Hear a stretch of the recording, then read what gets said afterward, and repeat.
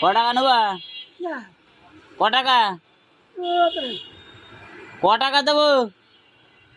ক টাকা নেবা? ক টাকা? 3 টাকা? 3 টাকা কেউ নেয়? কে?